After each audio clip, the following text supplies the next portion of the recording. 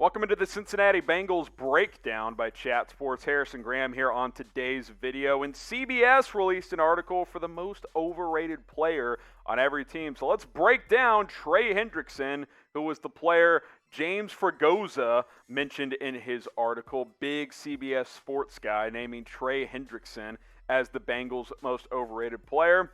How do I put this? I just disagree, especially coming off that breakout season from last year. Who out there is like, yeah, Trey Hendrickson, yeah, he's just overrated? Well, apparently James Fragoza is in this article. Here's what he had to say, a lengthy quote here for you guys. Quote, while impressive, sacks are more quarterback dependent and are not a stable metric. I will not fault a player for earning his money, but the Bengals let an underrated player walk in Carl Lawson in favor of giving a big payday to an overrated one.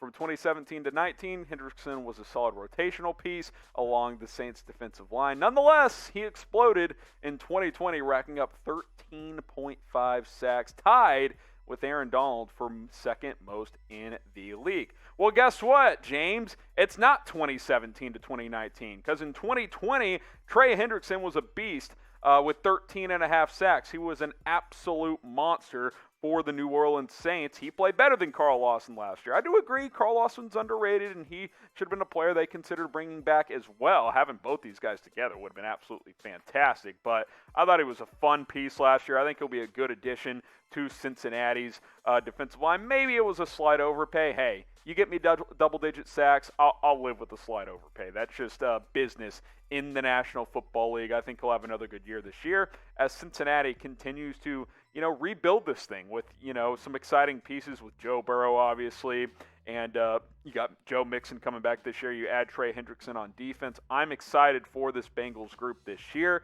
and I think that Trey Hendrickson will be a big reason why this defense plays a lot better this year.